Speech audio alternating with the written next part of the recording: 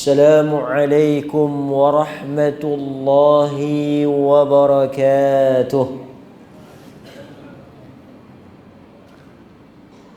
الحمد لله نحمده ونستعينه ونستغفره ونعوذ بالله من شرور أنفسنا ومن سيئات أعمالنا. من يهده الله فلا مضل له ومن يضلله فلا هادي له. أشهد أن لا إله إلا الله وحده لا شريك له وأشهد أن محمدا عبده ورسوله. أما بعد. Muslimin muslimat yang dirahmati oleh Allah Azza wa Jal, kita bersyukur kepada Allah Subhanahu wa Ta'ala kerana dengan izinnya kita dapat pada malam ini menyambung dan meneruskan kuliah bulanan yang terhenti kerana cuti hujung tahun.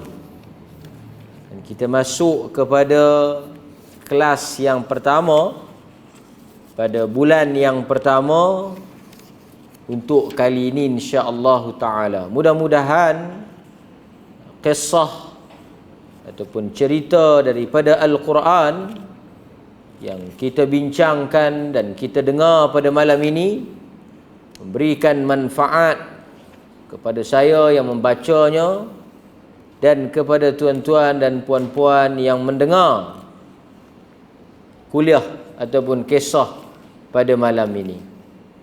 Hadirin mukminin, tuan-tuan muslimin dan muslimat yang dirahmati oleh Allah Azza wa Jal, sebelum kita nak mendengar ataupun kita nak membaca kisah ataupun cerita yang akan kita petik daripada Al-Quran pada malam ini, suka saya nak mengingatkan diri saya dan tuan-tuan yang hadir pada malam ini, apabila masuknya maghrib 7:21 malam sebentar tadi, dan itu juga telah diingatkan oleh khatib pada khutbah yang kedua Jumaat tadi, iaitu telah masuknya bulan yang disebut sebagai bulan-bulan haram. Sedar ataupun tidak, kita berada pada 1 Rajab. Malam ini bermulanya 1 Rajab. Di dalam Al-Quran juga dinyatakan, di dalam hadis disebut, di dalam Al-Quran disebut juga di dalam hadis Rasulullah sallallahu alaihi wasallam yang menyatakan bahawa Allah memilih daripada 12 bulan, 4 bulan daripadanya termasuk daripada bulan-bulan haram. Ini sekadar mengingatkan. Kita dah maklum dah, kita semua dah tahu dah. Cuma sekadar mengingatkan diri saya dan tuan-tuan. Daripada 12 bulan yang dinyatakan oleh Allah di dalam Al-Quran dan disebut di dalam hadis Nabi sallallahu alaihi wasallam, kita berada pada bulan-bulan yang disebut sebagai bulan-bulan haram. 4 daripadanya dipilih, diasingkan, diangkat kedudukannya menjadi bulan haram. Rajab, Zulqa'dah, Zulhijjah dan Muharram. Apa besarnya atau apa pentingnya kita mengetahui tentang kedudukan bulan-bulan haram ni? Seperti yang disebut oleh para ulama, antaranya Al-Imam Al-Hafidh Ibn Rajab Al-Hambali Di dalam kitabnya Lataiful Ma'arif, kata Ibnu Rajab, dia menukilkan pandangan-pandangan para ulama bahawa bulan-bulan haram dimuliakan oleh Allah. Bulan-bulan yang dihormati, yang diharamkan berperang dan menumpahkan darah padanya. Dan diangkat bulan-bulan haram ini disebut di dalam Al-Quran dan disebut huraiannya para ulama seperti Al-Imam Ibnu Kathir, bahawa amalan-amalan yang kita lakukan pada bulan-bulan haram yang berbentuk kebaikan dan ketaatan akan diangkat dan digandakan pahalanya berbanding bulan-bulan yang halal. Walaupun di sana tidak ada hadis yang sahih tentang kelebihan Rajab secara khusus. Ada tak kelebihan berpuasa khas di dalam bulan Rajab? Ataupun kita akan tengok nanti ada hadis palsu. Hadis palsu berkaitan dengan salat. Rajab ni terkenal dengan salat apa? Raghaib. Salat sunat raghaib pada Jumaat yang pertama di dalam bulan Rajab sebanyak 12 rakaat. Tuan-tuan jangan buat pula. Sagi orang habaq kata ada hadis, memang ada hadis. Sekarang ni dia bukan kira, dia kira ada hadis lah. Tengok-tengok hadis di dalam kitab Al-Mawdu'at. Kitab-kitab yang menghimpunkan hadis-hadis palsu. Jadi hadis yang berhubung dengan salat sunat raghaib ni tidak sabit. Dan salat sunat raghaib ini disebut sebagai bid'ah yang tercela. Salat yang direka-reka 12 rakaat pada Jumaat yang pertama di dalam bulan Rajab. Antara yang membantah dan menolak, ulama yang mengkritik, yang menolak salat sunat ini, antaranya Al-Imam An-Nawawi rahimahullah, yang menolak dan mengatakan ialah bid'ah yang tercela ialah Al-Imam An-Nawawi. So kita mengingatkan muslimin dan muslimat supaya di dalam kita berlumba-lumba melakukan ibadah di dalam bulan Rajab, kita berhati-hati dengan hadis-hadis palsu yang tersebar berhubung dengan bulan Rajab. Tapi kalau puan-puan dan tuan-tuan esok nak puasa, lusa nak puasa, ataupun mana-mana hari nak puasa dalam bulan Rajab ini secara umumnya, boleh ataupun tidak? Boleh ataupun tidak? Boleh. Berdasarkan kepada kelebihan bulan haram. Kita janganlah kita tak mau antara dua. Satu, ghulu. Ghulu ni artinya dia mengambil hadis-hadis palsu tentang kelebihan Rajab ni. Kan? Ekstrim. Melampau-lampau dengan bulan Rajab ni, hadis salat raghaib, hadis baca tu, hadis umrah ni, umrah tu apa semua, dia duk buat kalut. Itu kita tak mau jugalah. Kita juga tak mau golongan yang langsung tak buat apa. Puasa pun tak, semayang pun tak, apa pun tak. Dia kata mana ada apa ni bulan haram. Tak ada hadis yang sahih. Tak ada hadis yang sahih apa. Ada yang berhubung dengan kelebihan bulan haram. Jadi saya kempen tuan-tuan dan saya juga, mari kita mengambil kesempatan berada di dalam bulan haram, bulan Rajab. Kita memperbanyakkan amalan-amalan salih. Bersedekah, baca Quran, puasa sunat, semayang sunat. Kalau ada yang peluang nak pergi buat umrah dalam bulan Rajab ni, kerana ada kelebihan dan kebesarannya, keistimewaannya di sisi Allah Azza wa Jal yang mengangkat ni sebagai bulan haram. Boleh. Itu kita nak jelaskanlah. Di samping kita menasihatkan orang ramai berhati-hati dengan hadis palsu, kita juga menasihatkan orang ramai jangan langsung menafikan tentang keistimewaan bulan haram. Kita ada apa? Bulan haram ni kita jangan salah faham. Haram ni bukan haram yang kita faham lah maksud tak elok tu. Kita ada tanah haram. Kita ada Masjidil Haram. Salat di Masjidil Haram sama tak dengan salat di tempat kita? Tak sama. Ibadah di dalam tanah haram, sedekah dalam tanah haram, puasa dalam tanah haram, salat dalam tanah haram, sama tak dengan benda tu kita lakukan di Malaysia? Tak sama, kerana tanah haram tu. Kan? Begitu juga dosa yang kita buat dalam bulan haram ni tentulah tak sama dengan dosa yang kita buat dalam bulan halal. Ini sekadar ingatanlah, kerana kebetulan kuliah kita ni jatuh pada 1 Rejab. Kerana dalam Islam ni bila dia masuk maghrib, dia dah kira hari barulah. Kan? Maksudnya ni dah masuk 1 Rejab lah ni. Kan? Jadi tuan-tuan semua dah boleh melakukan amalan-amalan sempena dengan bulan haram. Bulan depan bulan apa? Sya'ban. Bulan halal. Bulan halal lah kan. Artinya dia tak ada kelebihan lah. Kerana Sya'ban ni Nabi puasa jugalah. Kerana apa? Kerana Nabi kata Sya'ban ni dia duduk tengah-tengah. Orang pulun Rejab pasal bulan haram, orang pulun Ramadan pasal bulan yang hebat, orang tak berapa nak pandang Sya'ban.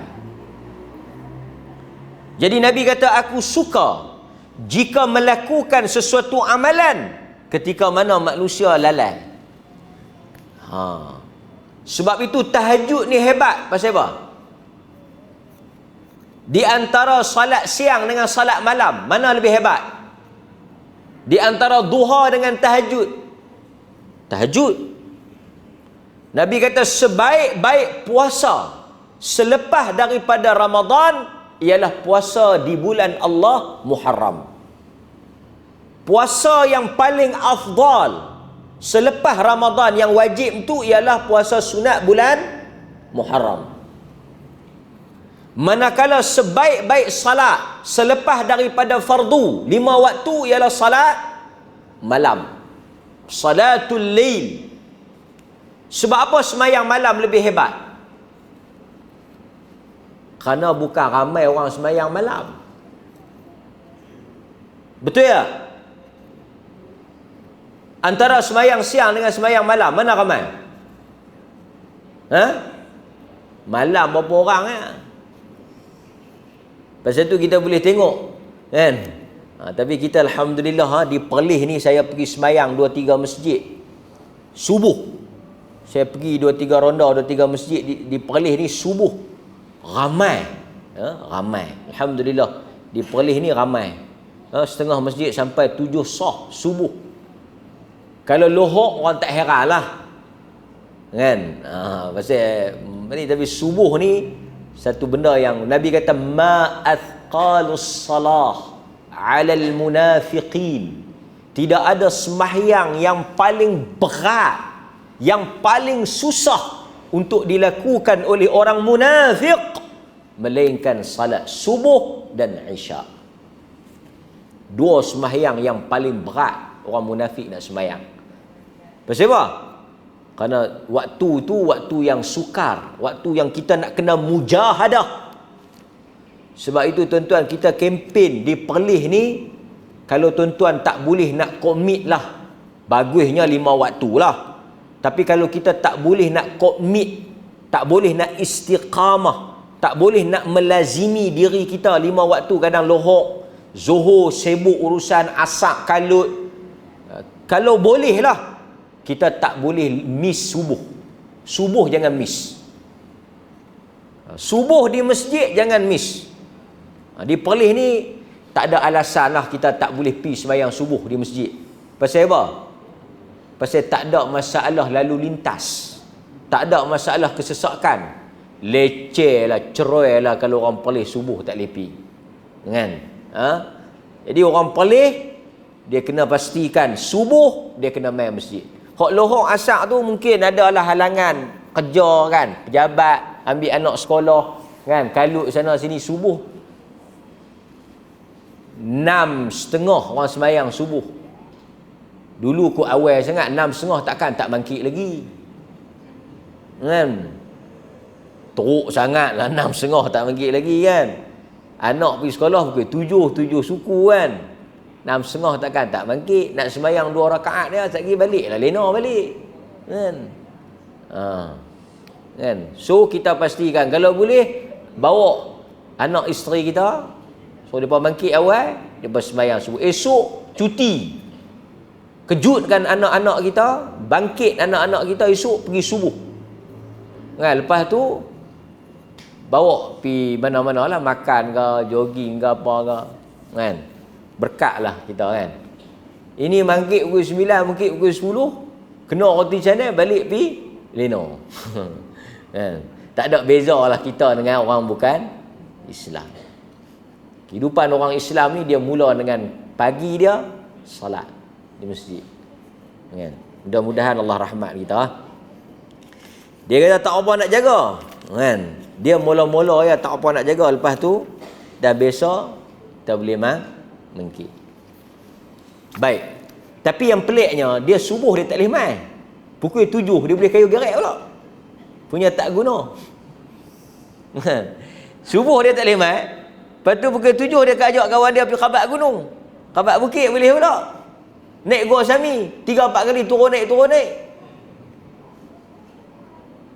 Nak khabat Gua Sami tu lagi susah.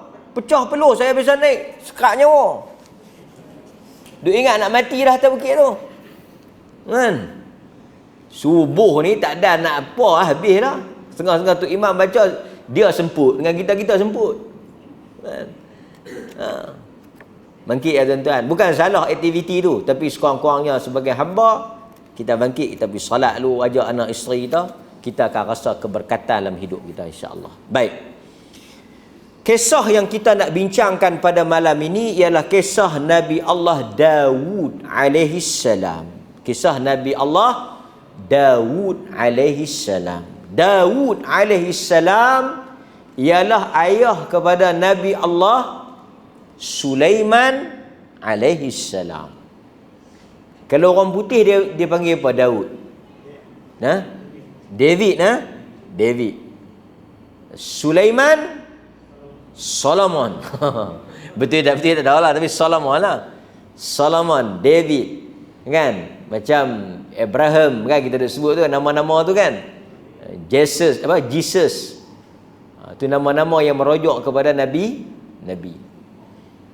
Nuh kan. Macam kita sebut itu selalu kan. Baik. Allah Azza wa Jal cerita tentang Nabi Allah Dawud alaihi salam. Kalau kita boleh tengok pada ayat yang ke-17. Ayat yang ke-17 surah Sad. Tuan-tuan kalau ada Quran, tuan-tuan tengok surah Sad ayat 17. Cerita Nabi Daud ni dia ada berapa surah? Dia ada dalam suratul Baqarah, dia ada dalam surah Al-Anbiya, dia ada dalam surah Sad, dia terpecah. Dalam suratul Baqarah ada sikit, dalam surah Al-Anbiya ada sikit, dalam surah An-Naml ada sikit, dan surah Sad ada sikit. Dia sebut tu sikit, dia sebut ni sikit. Yang kita nak ambil ni dalam surah Sad ayat 17. Ayat 17. Allah kata apa? A'udzu billahi minasyaitonir rajim. Isbir ala ma yaqulun. Isbir ala ma yaqulun. Wadhkur 'abdana Daud. Dhal aidi. Innahu awwab. Ayat 17. Surah Sad, surah nombor 38. Ayat nombor 17. Surah tu nombor 38, ayat 17. Juzuk 23. Juzuk 23. Allah kata, Allah sebut dalam ayat ini, isbir ala ma yaqulun. Isbir ala ma yaquluna wadhkur abdana Daud. Allah sebut kepada Nabi, isbir, bersabarlah wahai Muhammad. Allah suruh Nabi sabar, isbir. Sabar atas apa? Sabar ni mesti ada sebab. Kita pergi kata kat satu orang, sabarlah, mesti ada satu ujian, satu dugaan, satu musibah yang menimpa dia, sehingga kita pergi kata sabar.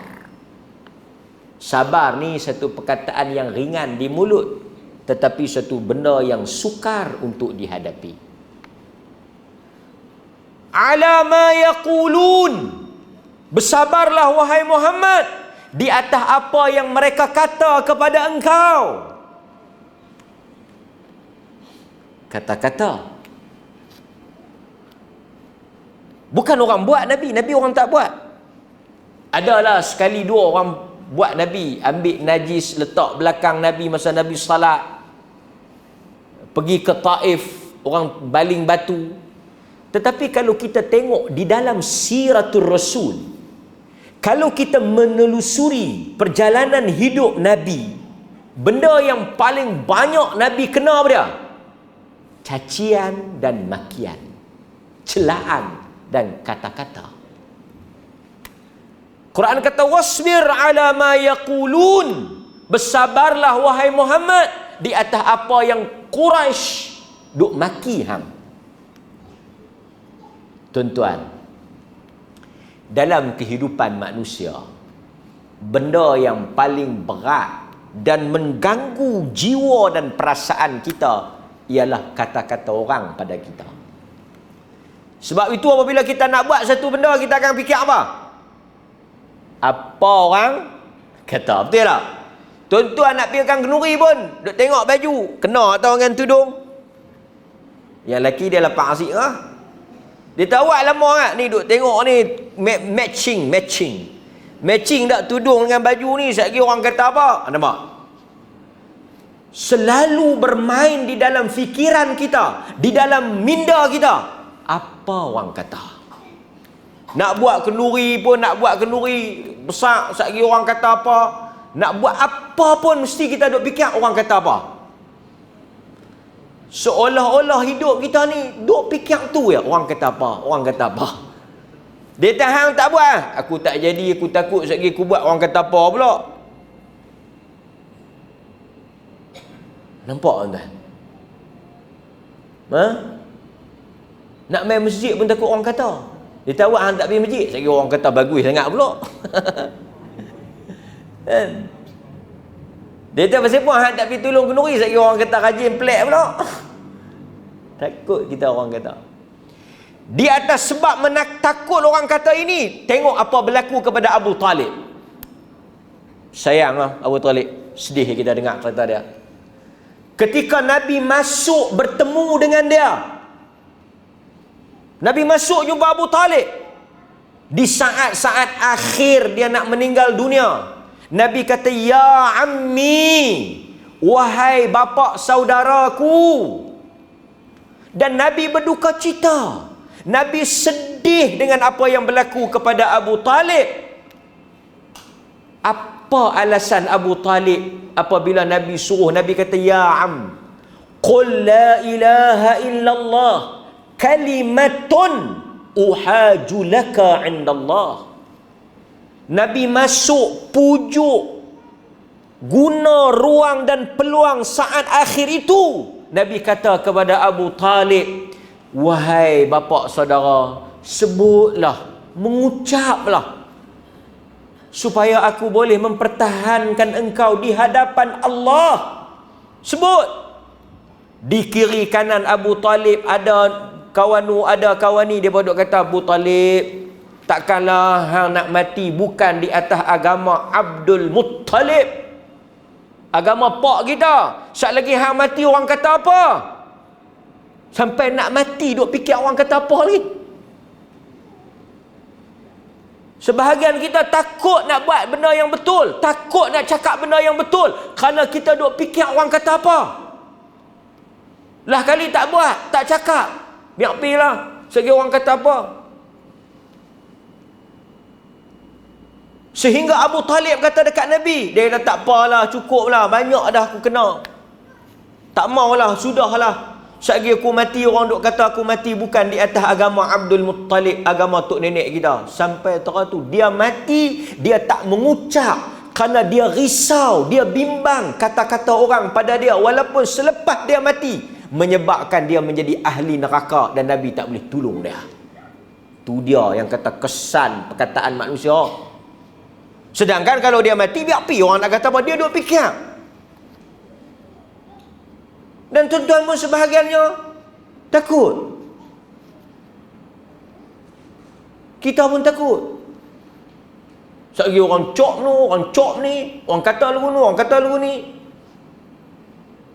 Sedangkan kalau kita tak cakap pun orang kata. Tapi memang Quran sebut perkataan ini menduka cita kan? Tak payah duk sembang lah tuan-tuan. Jujur cakap lah. Orang kata memang ada kesan lah. Takkan orang kata kita tak fikir ada kesannya. Tapi sekali kita nak tengok apa yang Nabi Daud buat, yang memberikan kekuatan untuk kita menghadapi kata-kata manusia. Bukan sahaja dalam urusan agama, dalam urusan kehidupan dunia pun orang kata. Tuan-tuan buat lagu mana pun orang kata. Kan macam siapa tu? Manusia ni saya bagi, tuan-tuan bisa dengar tak cerita siapa tau? Yang dia naik keldai dengan pok dia tu. Ni yang cerita kan? Cerita piano. Cerita ni boleh habis cepat. Sebagian penceramah begitu, dia cerita ni sikit, dia cerita ni sikit, dia goreng ni sikit, habis satu kuliah. Boleh 150. Kan payah. Kan? Mau boleh 10 cerita, 10 kuliah lah. Kan? Lepas tu kuliah tempat berbeza pula. Yang ni masalah lah pasal live. Kan? Cerita malam ni, cerita tajuk ni, pergi masjid lain esok, cerita tajuk tu pula, orang lain dua dengar. Kan? Sebulan boleh 3 cerita cukup. Kan? Bukan payah nak cari duit piramid dah abang lah. Dia naik kaldai dengan pak dia. Lalu di satu kampung dua-dua naik kaldai, dua-dua naik. Lepas tu dia berkata apa? Apa punya teruk mereka ni naik atas kaldai, zalim pada binatang tu. Kesian kaldai tu duk bawa mereka. Apa punya akal tak ada. Pak dia kata kat anak dia, "Uish, turunlah," dia duk kata. Turunlah dua-dua ni, heretlah kaldai tu. Tak naiklah, dah orang kata. Lalulah kampung lain pula. Apa punya teruk, kaldai ada duk heret saja tak naik. Tak cerdik betul. Ada kaldai naik, ada kaldai dia pun boleh pergi jalan kaki. Dia kata, anak dia kata, "Pak, dia pun kata kita bodoh pula pasal tak naik." Betul macam mana? Lah ni macam ni. Pak naik, saya tadi dua-dua naik salah, dua-dua turun pun salah. Lah seorang naik, seorang turun. Siapa nak naik? Pak naik lah. Saya tuntun, saya bawa heret. Lalu kampung lain, punyalah teruk anak dia, punyalah teruk pak dia. Dia biar anak dia jalan, dia yang tua bangka pergi duk naik syok atas keldai tu. Tak kesian kat anak dia. Dia boleh pergi seronok naik, yang anak dia biar jalan teruk. Pak dia kata, itulah hang suruh aku naik, hang tengok dia kata aku teruk. Betul macam mana pak? Hang naik, aku tuntun. Pasal tadi dia kata aku teruk, tak ada hati perut, buta perut betul. Lah dia pun heret. Lalu kampung lain, orang kata apa? Apa punya anak tak ada akal. Pak dia yang tua tak larat suruh jalan, dia yang sehat, muda, cergas pergi naik. Anak dia kata tu dia lah pak, tak kena juga. Last sekali apa? Naik dua-dua salah, tak naik langsung salah, naik pak tak kena, turun pak naik anak pun tak kena. Last sekali pak dia kata, kita tanggung kaldai. Biar kaldai naik atas kita. Agak-agak tuan-tuan orang kata, ada model untuk kata. Sebab itu agama, dia tak ajar kita untuk duk cari redha manusia. Sebab itu ada masyhur kata-kata mencari redha manusia, mencari suka orang ramai, benda yang mustahil untuk kita dapat. Macam tadi ya. Naik salah, tak naik salah, naik yang tua turun yang muda, naik yang muda turun yang tua. Lalah kali tanggung keldai atas mereka pun tak kena juga. Kerana demikian tabiat manusia. Dia akan cari saja ruang tang mana tak kena, ruang tang mana salah. Dan kata-kata manusia ni sentiasa dia tak puas hati. Apatah lagi kalau yang Nabi ni dia bawa benda yang benar, benda yang betul. Tapi Nabi susah hatilah juga. Orang cakap ni, tuan-tuan, selalu saya sebut hal ni, pasal saya nak ingatkan tuan-tuan dan diri saya juga. Apa dia? Satu orang kalau dia geram kat kita, dia main tampak kita. Ataupun kita berkelahi laki bini lah mudah. Berkelahi laki bini, takkanlah bini tampak kan, laki tampak. Laki pang bagi muka bini dia. Saya ingat tengah jam hilang sakit tu. Dia bagi penampak sulung, bengang telinga, merah pipi, kan. Dia jadi berdengung satu macam, kan. Lepas tu dalam setengah jam habis. Tapi kalau dia balik dia tak tampak, tapi dia kata satu perkataan. Mana tuan-tuan mau? Dia pipi pang sedah. Pasal kita mungkin malas tak masak ke, penyegan ke apa ke, hang ni memang penyegan, pang dia bagi. Lepas tu kita pun pergi buat kerja, sehari hilang lah, tampak tu habis lah. Tak ada malam, hilang lah nampak tu. Tanya pula, tak tampak pula. Tapi kalau dia balik mai dia kata, daripada aku bela hang, baik aku pergi bela lembu pun ada manfaat juga. Oh tuan-tuan, jangan. Walaupun kata tu dia kata lembut dia kata ish bela hang lah. Aku bela lembu pun habis-habis sangat aku jual boleh 3-4 ribu. Mau bela hang aku tak tahu boleh apa. Dia kata tu slow, steady lah. Tapi dia punya menusuk tu, dia punya tajam tu, dia punya rasa tu, dia punya pedih tu. 30 tahun pun kita duduk teringat lagi perkataan tu. Tu yang kata-kata tu. Itu yang bila kita dengar Nabi ni apa yang orang tak tuduh dia 40 tahun.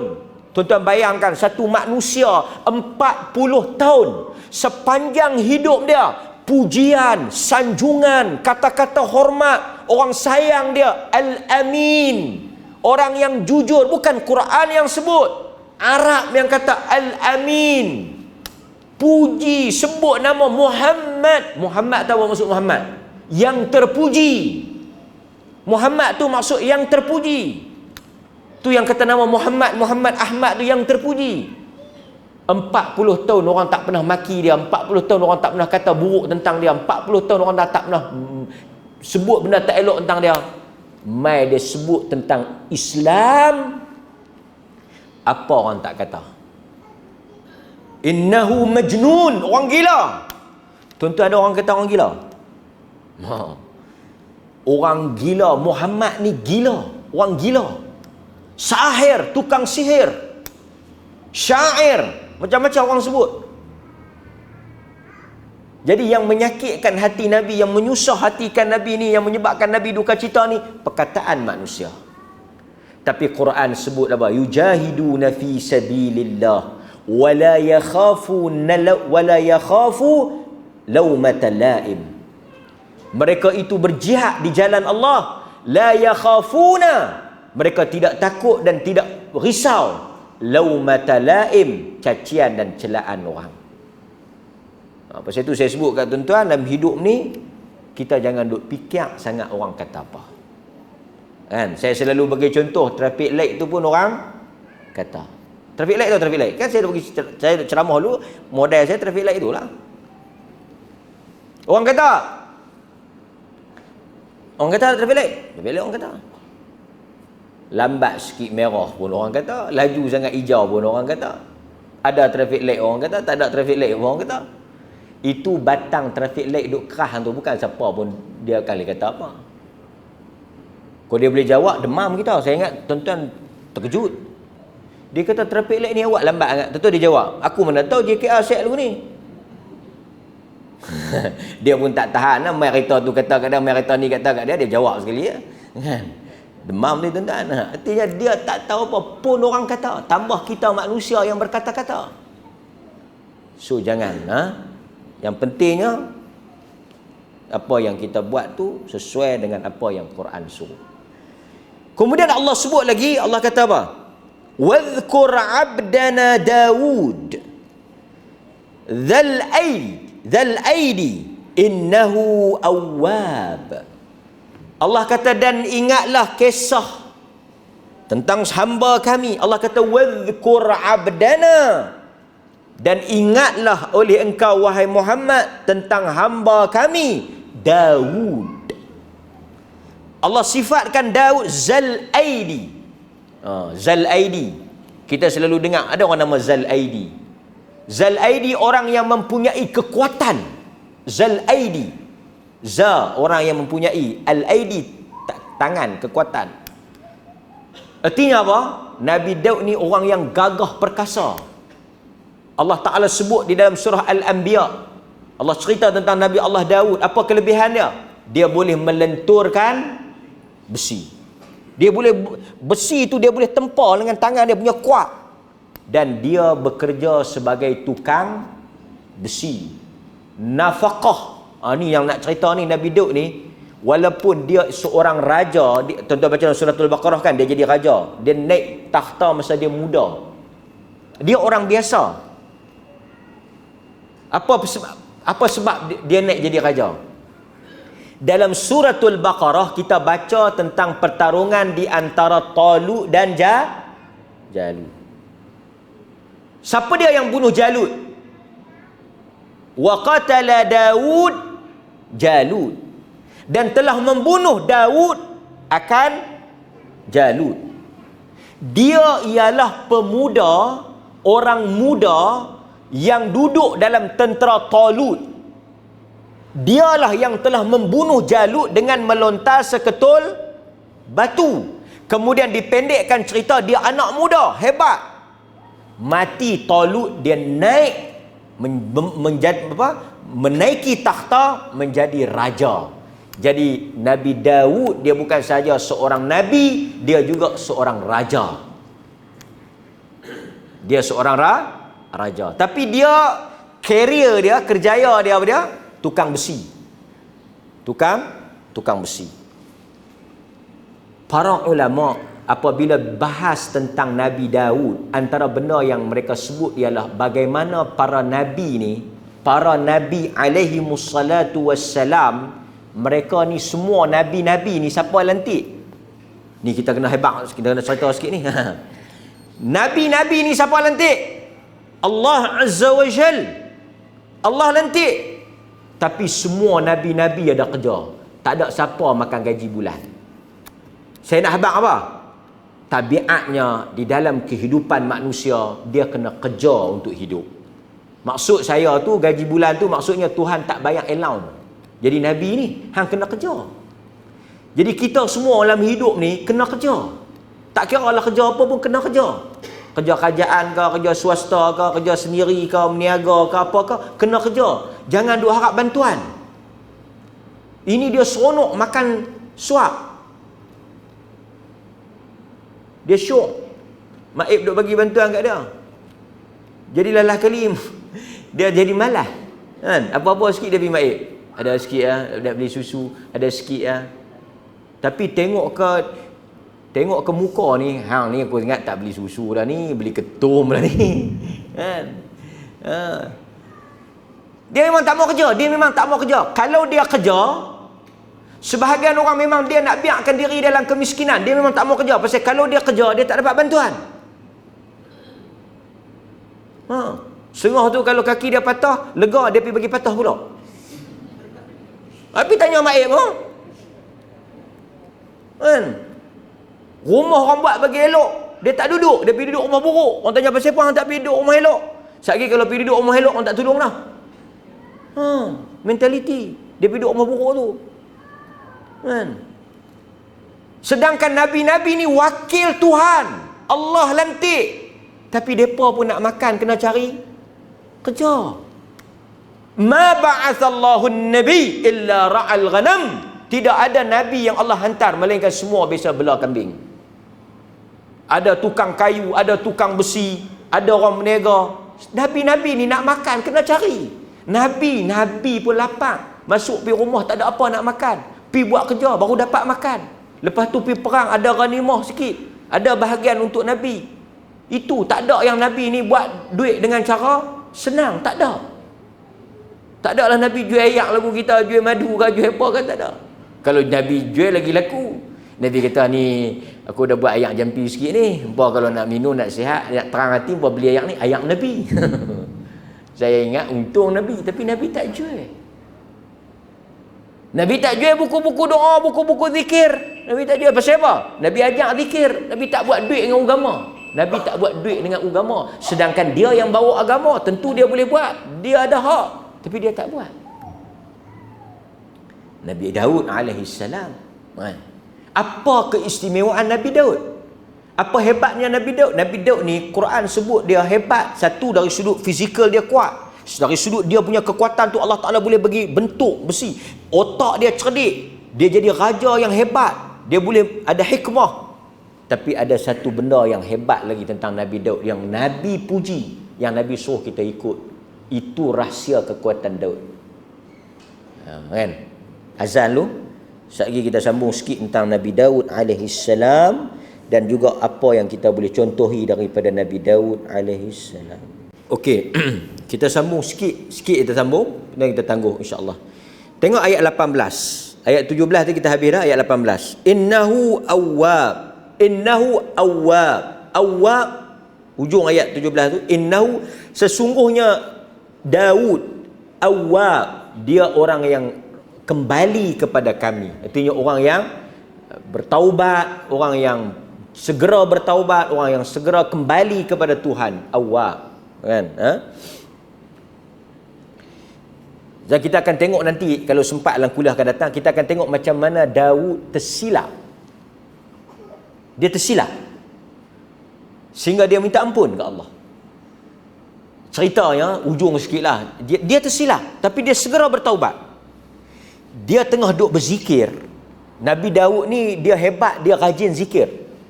Sekali kita tengok ayat 18, pagi dan petang.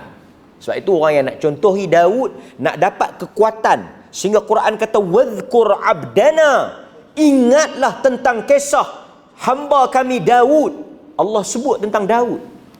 Dan nama dia disebut 16 kali, seingat saya dalam Quran. 16 kali Allah sebut Daud. Tu banyak kali Allah ulang.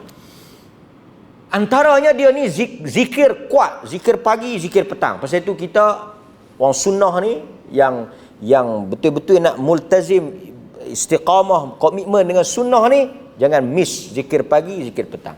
Ini memang bukan sahaja amalan Nabi kita, tapi amalan para anbiya. Nabi Daud juga mengamalkan zikir pagi dan petang. Tengah dia duduk berzikir dalam mihrab, dalam dia punya ruang tu. Sebab itu saya dah baca kat tuan-tuan, saya ingat di masjid mana tak tahu. Dulu kita bagi tahu di antara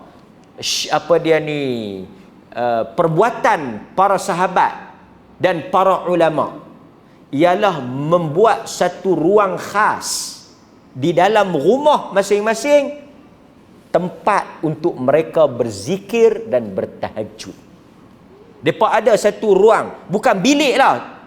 Tentu rumah kita kadang-kadang taklah besar mana kan, ruang pun tak banyak, anak ramai, kau duduk bilik sini, tak ada ruang lah.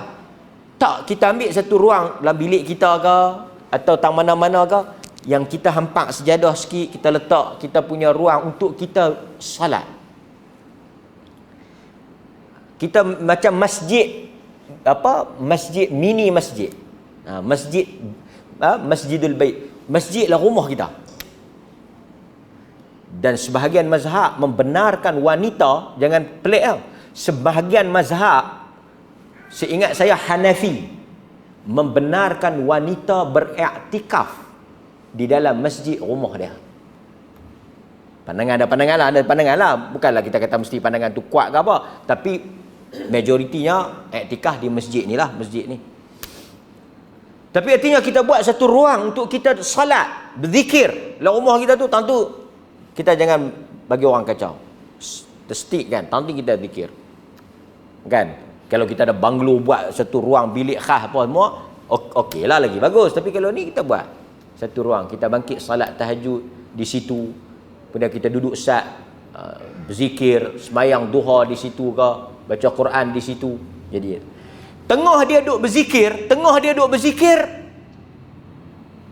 lompat, terkejut dia, lompat mai dua orang, terkejut dia, dia nak takut, mai mana tak muncul mai dua orang.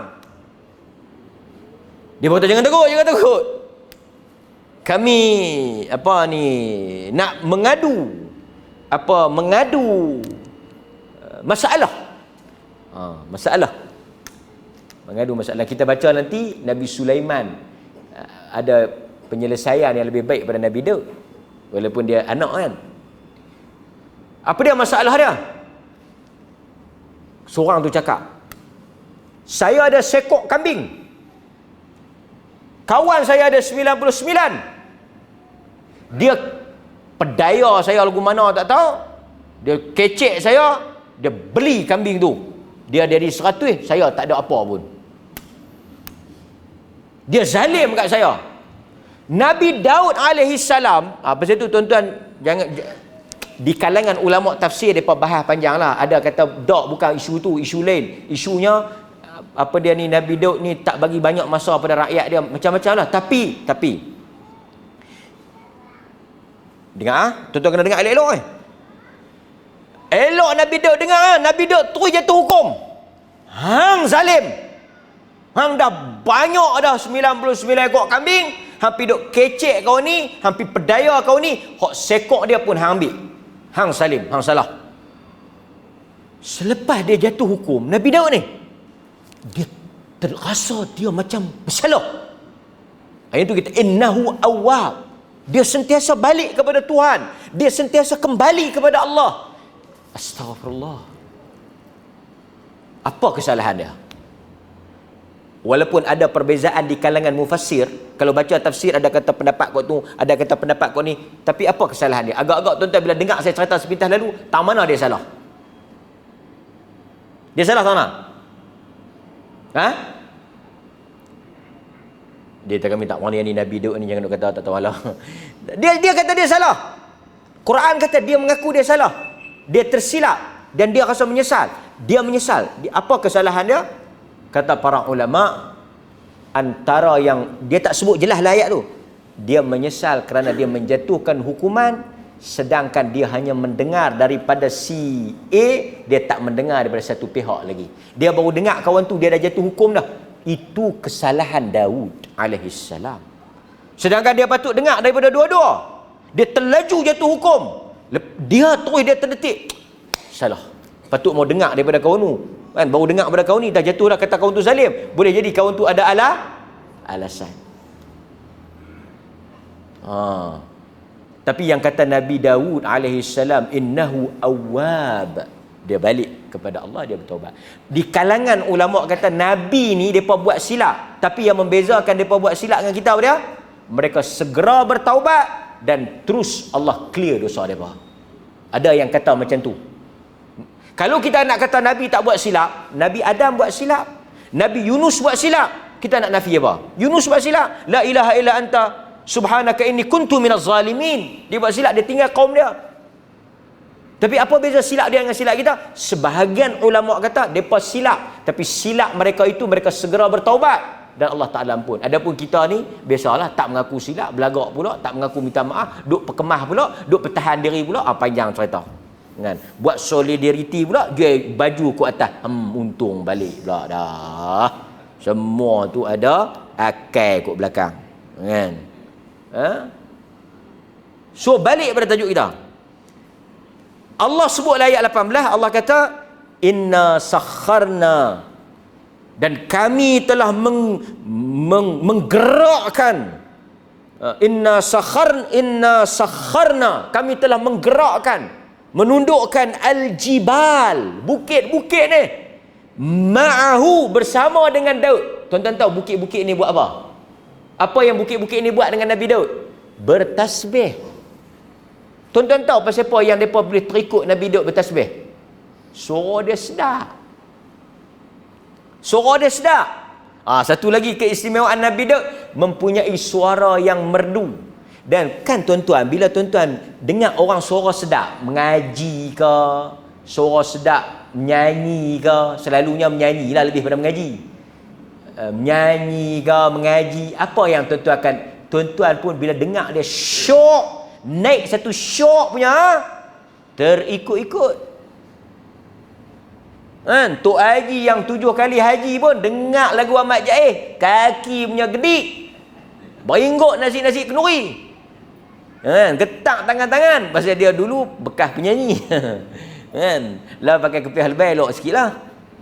Pasal itu sebahagian orang kaki muzik, kaki gitar, dia tak boleh tinggal gitar dia kira nak gedik juga. Kan? Jadi bila kita dengar satu suara, kita dengar Tok Imam baca sedap, kita nak terikut-ikut.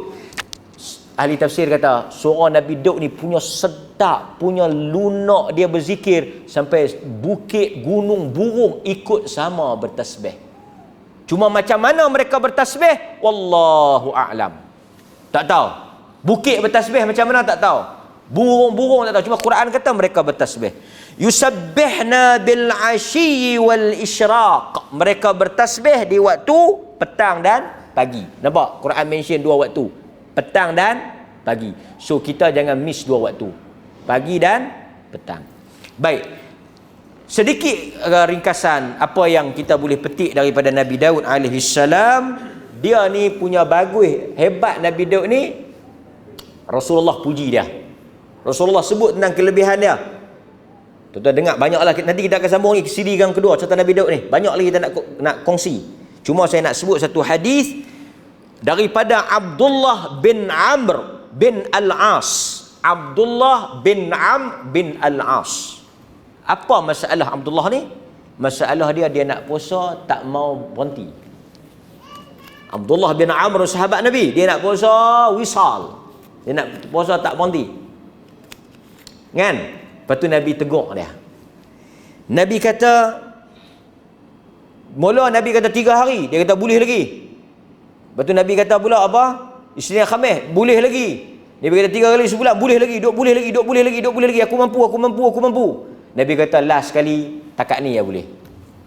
Nabi kata ahabbus salah ila Allah salatu Daud. Sebaik-baik salat, bentuk salat yang terbaik ialah salat Daud. Nampak? Tu yang kita baca tadi ni, salat Daud.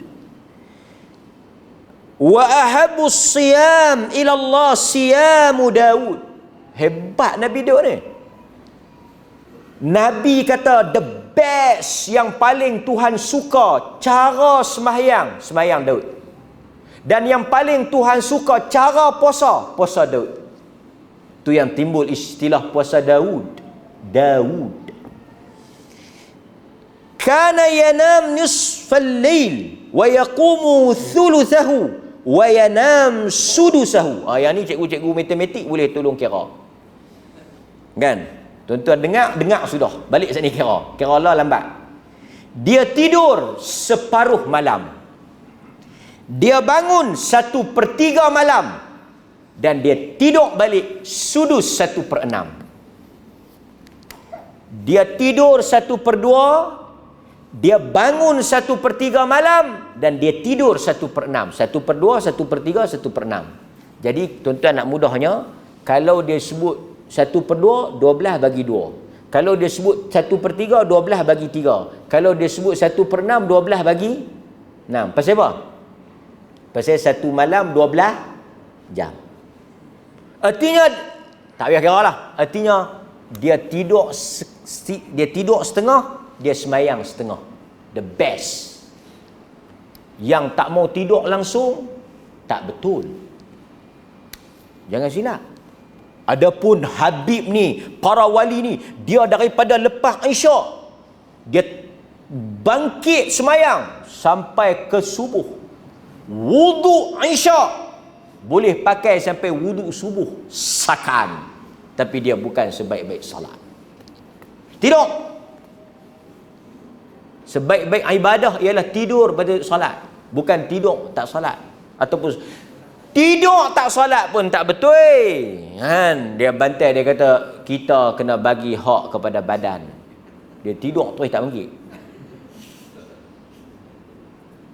Lepas tu bini dia gerak, bangkit bang, nak sembahyang. Nabi kata kalau mengantuk tidur dulu. Memang. Lepas tu pukul berapa yang abang tak mengantuk? Lagi aku biasanya segak pukul 11. Pukul 11 lagi hilang mengantuk, aku bangkit sembahyang subuh. Ya. Salat sampai tak mau tidur pun tak betul. Nampak? Ikut Nabi Daud.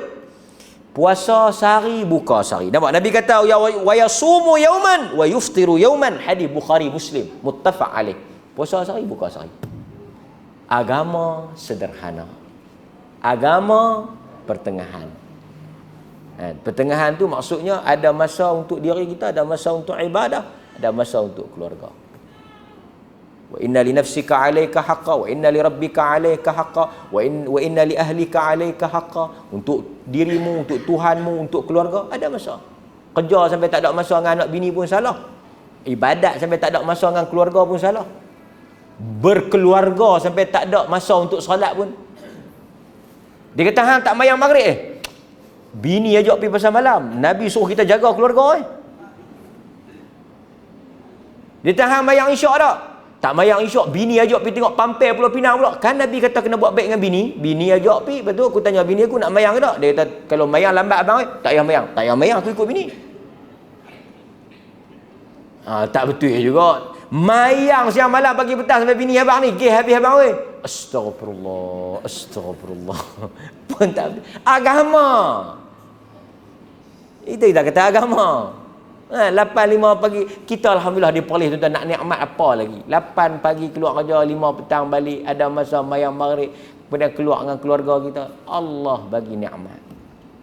Kan? Pasal itu Atha bin Abi Rabah, Atha 1/3 ibadah, 1/3 kerja, 1/3 lagi urusan menuntut ilmu.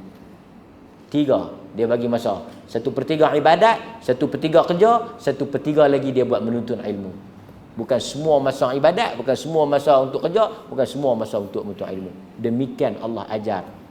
Setiap masa ada waktu dia.